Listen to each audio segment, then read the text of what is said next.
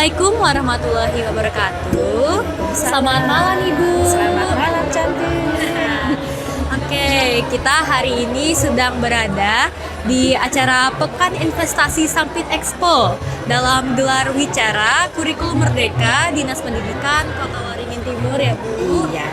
Oke, nah sebelum kita mulai podcast ini ya Bu, Ibu diperkenankan untuk memperkenalkan diri terlebih dahulu kepada audiens kita, Kak, untuk biar mereka itu bisa kenalin Ibu lebih dalam lagi, kayak kenapa sih Ibu ini diundang untuk jadi narasumber dan lain-lain gitu. Oke, terima kasih. Ya, terima kasih untuk kesempatan pada malam hari ini, khususnya di acara Expo pada malam hari ini. Baik, perkenalkan, saya adalah wali murid dari siswa atas nama Alexander. Saya Ibu Rini. Kebetulan anak kami bersekolah di SMP Negeri 1 Sampit, Kota Waringin Timur. Dan pada kesempatan ini, kenapa saya diundang ya? Iya. Bisa diundang di sini karena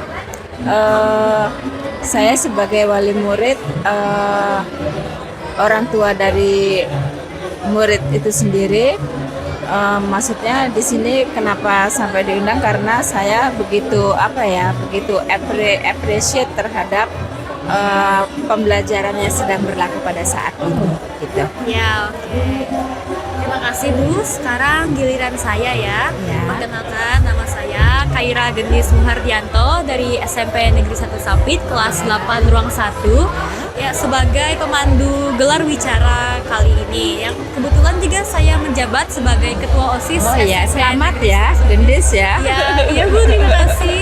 Nah, jadi di sini saya ada beberapa pertanyaan nih. Saya akan membacakannya ya Bu. Iya, boleh. Dimulai dari yang pertama. Bagaimana pengalaman Ibu menjadi orang tua di sekolah yang menerapkan kurikulum merdeka? Pengalaman saya sangat luar biasa ya. Pada saat ini kan waktu kelas 7, kelas 8 itu mereka belum sempat dapat kurikulum merdeka. Ya. Saya nggak tahu, Gendis pada saat ini kelas 8 sudah pakai mulai dari kelas 7 ya. Iya, oh ya. Nah, beruntung sekali ini anak-anak yang kelas 9 ini, walaupun waktunya jedahnya ini cuma sebentar ya, tapi mereka masih dapat kesempatan untuk menikmati kurikulum merdeka ini. Ya. Jadi inilah kita sangat-sangat antusias sekali. Pada awalnya adalah kita yang harus membuka diri dulu ya untuk sesuatu yang terbaru. Biasanya orang kalau sudah baru gitu, apa sih yang kayak begitu ya, kadang kurang respon juga karena mereka sudah terbiasa dengan pada zona-zona aman, yang maksudnya sudah terbiasa apa yang kita lakukan seperti itu ya. Terima kasih Bu. Sekarang kita beralih ke pertanyaan selanjutnya. Ya. Bagaimana dampak kurikulum merdeka ditinjau dari putra Ibu? Kalau dampak dari kurikulum merdeka itu sendiri, itu sangat berjalan berapa derajat ya, hampir 360 derajat ya. Nah, pada saat dia belum memakai kurikulum merdeka itu, biasa seperti belajar kayak materi Teoritis gitu ya, maksud lebih textbook ya, Ya. Gendis ya, textbook ya.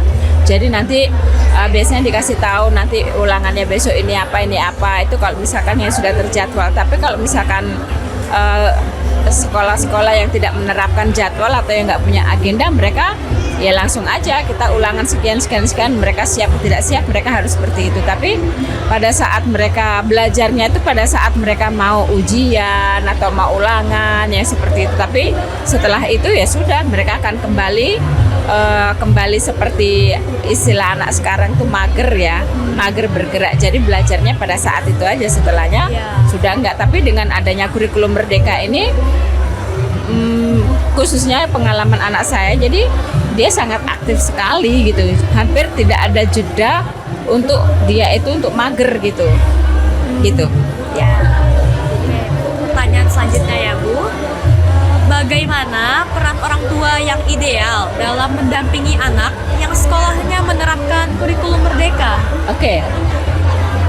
Orang tua yang ideal, saya tidak mengidealkan diri saya, tetapi saya mencoba untuk memposisikan menjadi orang tua yang bisa menerima akan pembaharuan-pembaharuan tersebut. Kalau saya dulu sekolah kan bukan pakai kurikulum, dan kita banyak sekali istilah kurikulum ini ya. Tetapi sebenarnya itu sama saja. Cuman kalau kurikulum merdeka ini lebih banyak aktif, mereka lebih banyak bergerak, lebih banyak mereka ke sosialnya. Jadi kalau pengamatan saya mungkin pengalaman saya sekolah dulu kan nggak ada kurikulum merdeka ya. Juga dengan anak-anak saya ini baru yang terakhir ini aja ada kurikulum merdeka ini ya, baru penerapan beberapa tahun ini.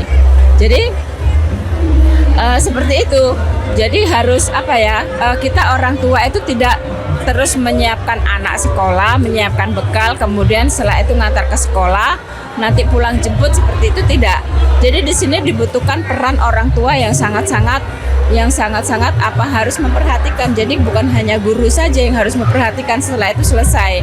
Jadi orang tua sekarang itu maksudnya kenapa tidak mau menerima dari survei saya ya, kenapa orang tua tidak mau menerima kurikulum yang seperti ini, karena mereka orang tua ini nggak mau ribet, karena sudah terbiasa dengan kurikulum yang diterima ataupun orang tua yang alami itu seperti itu, belajar, dapat materi, belajar ulangan, nanti seperti itu, belajar materi dan ulangan. Tapi dengan seperti ini orang tua dituntut juga untuk berperan memperhatikan anak itu sendiri.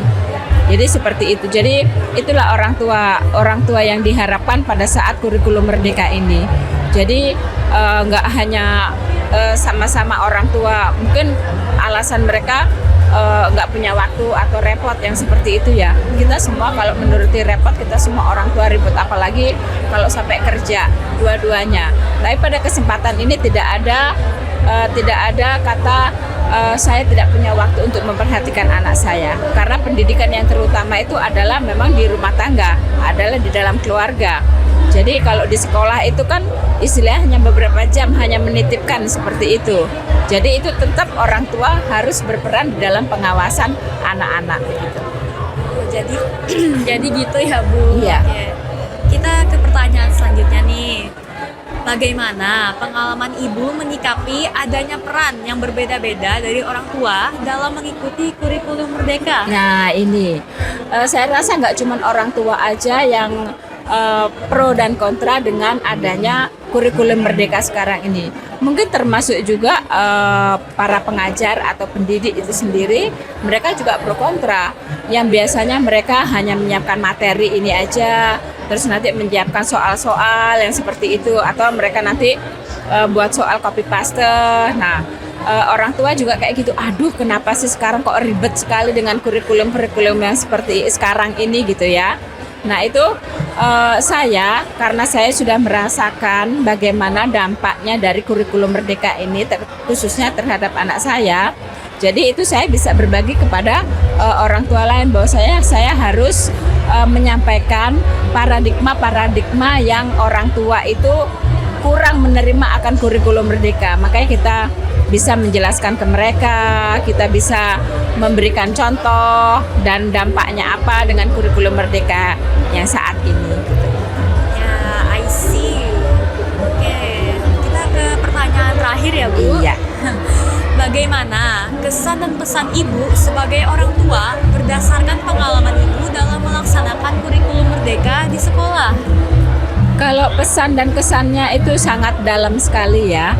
Kalau kesannya itu saya sangat terkesan sekali dengan kurikulum saat ini, karena itu akan memberikan kesempatan untuk anak-anak yang khususnya baik mereka misalkan pintar dalam akademik, misalkan dia dalam pelajaran dia pintar gitu ya. Terus kemudian walaupun biasanya nih kalau dari hasil survei ya, anak-anak yang pintar yang dalam akademik juara 1 atau apa itu di kelas, atau juara umum itu biasanya mereka cenderung untuk introvert ya, untuk sendiri ya, yang seperti itu. Jadi kurang mereka bersosial. Tapi dengan adanya kurikulum merdeka ini, baik mereka yang memiliki kemampuan akademik maupun non akademik, mereka dituntut untuk mereka itu bergerak. Jadi bergerak dan mereka aktif seperti itu. Jadi walaupun mereka yang pintar, mereka juga bisa bersosialisasi dengan teman yang lain, karena pada dasarnya kita manusia itu adalah makhluk sosial ya. Jadi kita seperti itu.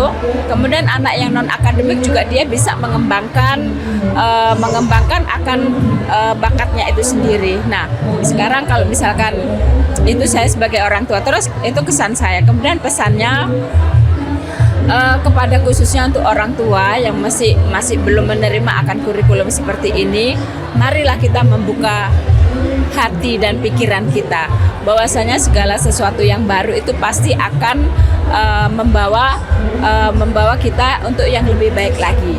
Karena dengan adanya kemajuan teknologi dan juga kemajuan anak-anak yang semakin pintar saat ini, nah itu betul-betul harus kita bisa memanfaatkan akan perkembangan anak itu sendiri dan juga bakat pun talenta yang dimiliki untuk anak sendiri.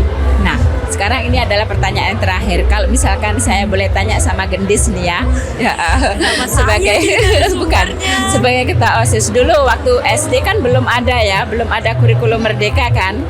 Nah, pada saat ini kurikulum merdeka nyatanya yang bisa saya lihat sendiri, akhirnya Gendis kan bisa podcast yang seperti ini ya enggak, terus bisa sampai berani mencalonkan diri sebagai ketua OSIS, walaupun sebenarnya pada awalnya mungkin nggak pede ya, nggak percaya diri kan, nah gitu ya, gitu kan. Nah, jadi inilah, jadi telewicara saat ini itu maksudnya ini saya dari orang tua, tapi maksudnya ini saya membuktikan bahwasanya dengan adanya Gendis yang bisa podcast yang seperti ini itu kan dampak daripada pembelajaran itu ya.